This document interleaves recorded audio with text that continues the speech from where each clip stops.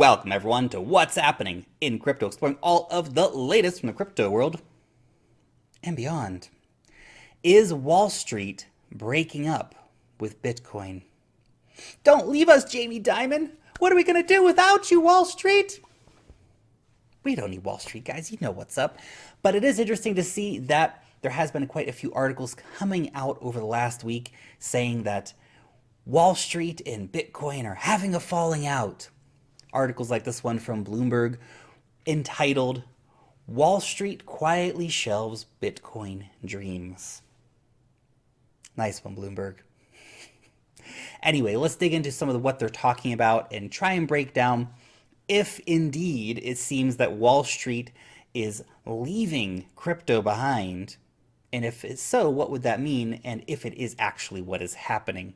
Now, they start off with talking about Goldman Sachs. Now, Goldman Sachs has got a lot of press over the last year about their dabblings into crypto. But up to this point, Goldman Sachs has not offered a crypto trading exchange. They've actually gained very little traction from some of the products that they did have on offer, only signing up around 20 clients. Now, 20 clients doesn't sound like a lot, but if each of those clients has $100 billion, well, that's a lot.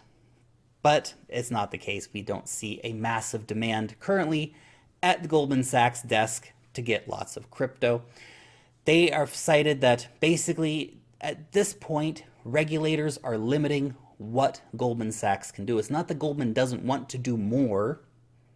It's that they can't do more necessarily until, again, some of these steps are taken forward in terms of regulatory certainty and all this unexciting stuff that we kind of need for people like Wall Street to get involved in crypto. But they still have been doing some things in the background. For example, they invested in BitGo. Obviously, their investments in Circle, who bought Poloniex, that's also important when we look at the whole Goldman Sachs picture. And of course, they've also added a digital assets specialist to their prime brokerage division. Now, what about some of the other big banking players? Well, we have Citigroup. Now, Citigroup actually designed a product for cryptocurrencies within the existing regulatory structures, but they have not traded any of those products yet. Morgan Stanley also has been technically prepared to offer swaps tracking Bitcoin futures since at least September, but they have not yet traded a single contract. Now, they say that they are ready to launch these contracts as soon as they prove that there is institutional client demand. Might take a while. London, we have Barclays, and now Barclays in particular, they have been looking to try and find, okay, is there client interest in investing in cryptocurrency trading? They looked at opening up a trading desk, but the people that they put in charge of opening up that trading desk have since quit, and they're right back at square one, basically. So we're not going to expect anything from Barclays here in the very near future. And now the one thing that has been getting people very sort of anxious, we could say, rumors that Backed might be delayed. And now that, when you say it like that, sounds kind of scary. Oh no, not another delay. It's going to happen again. Backed is still coming. Remember the players behind Backed, right? It's the Intercontinental Exchange. This is one of the biggest players in the world.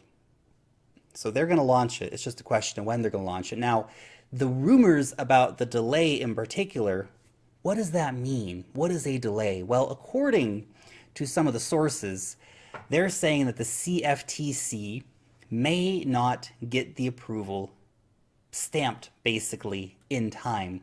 So even though they had set the initial launch date for their physically delivered Bitcoin futures as January 24th, it might be delayed until like the 26th or the 27th or the 28th. They're saying it's probably going to be days, maybe weeks, definitely not months. So it's really coming down to that kind of situation. So when you hear this, Backed gets delayed, it's a very, very minor issue. Obviously, let's see it actually happen. I'll believe it when I see it. Until then, we still do have a lot of uncertainties between, now and the end of January and what could happen with regulators. So you just never know when it comes to these different crypto assets, how they might be delayed or messed around with by the agencies that are supposed to be regulating them. I think it's also really worth noting here that Backed Bitcoin futures, it's kind of exciting. but it is just one of the many things that Bakkt wants to do. They have a whole suite of different products and packages that they're going to be offering to investors. So even if we see a couple day delay happening on the launch of their particular Bitcoin futures, it is just the tip of the iceberg for what Bakkt is going to be bringing to the party. Obviously, then we have Fidelity as well. The Fidelity announcement was huge. They're going to be getting in big time. It's just a question, again, of when those services actually get rolled out. There's going to be hedge funds, there's going to be family offices, there's going to be big trading firms, all looking to Fidelity for custody and for helping them enter this asset class. And this is going to bring a lot of money in, but you do have to keep in mind, it's not going to happen overnight. You see what's happened with Bitcoin and the crypto markets overall this year. We've seen massive price trauma. You know, and hey, people are looking at the stock markets right now and saying, look at how much the stock markets have gone down. Well, yeah, that's important too. But when you see that most cryptos have gone down 90+% and your Facebook stock's gone down 40%, you're still looking and thinking, well, Facebook's still probably the better investment to be in. And that's tricky when you want to get these institutional investors coming into crypto. Some are going to look and see the opportunity. Some are going to look and see risk. It's not going to happen as a tsunami of money overnight, right? Fidelity is not going to open up their desk and it's going to be $500 billion coming overnight to the crypto markets. Nah, it'll be a slow trickle. A lot of these are very conservative organizations, especially like the hedge funds.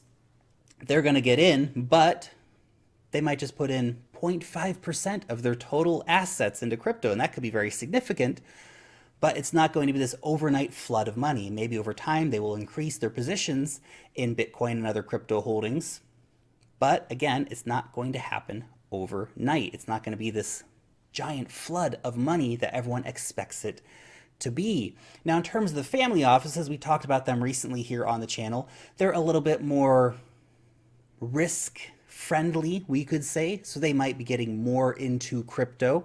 They might take larger percentages of crypto into the portfolios. They're already investing in crypto directly.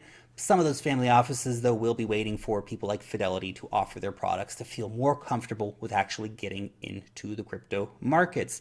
You have to remember, these are conservative institutions, many of them, from the hedge funds to the banks to the exchanges. They don't want to rock the boat. They want certainty. They want clarity. They want people to feel safe when they put $1 billion of the money into something. Think about that. So they are not FOMOing into offering these services. They're quite happy to have a nice, slow, deliberate plan in terms of rolling these services out, developing these services, communicating with their investors, introducing them to these products.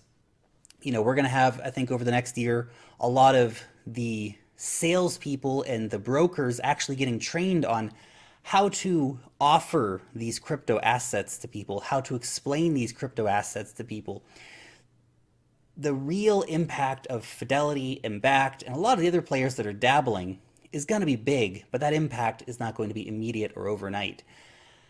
And again, we don't need Wall Street. Bitcoin was designed to counteract the bad monetary policy of central banks and the fraud of Wall Street. That's something you got to keep in mind. They're coming to the party. I don't really like it, but they're coming anyway, and they're bringing all their money and all their tricks, and it's going to raise the price of Bitcoin in the long term, but it's not going to be an overnight effect. It'll be years upon years of Wall Street games. Anyway, I would love to know your thoughts on Wall Street not getting into crypto as quickly as many might like them to get into crypto. And do you think that we need Wall Street to get into crypto at all? Let me know about down below in the comment section. Thank you so much for watching the video. You guys are supremely awesome. If you enjoyed the video, leave a thumbs up on it. If you are new around here, subscribe to the channel. If you want to know when I put out a new video, hit the notification bell and you will get a notification for that. If you want to come and join the conversation over on Twitter, that would also be supremely awesome. Long live the blockchain, and peace out till next time.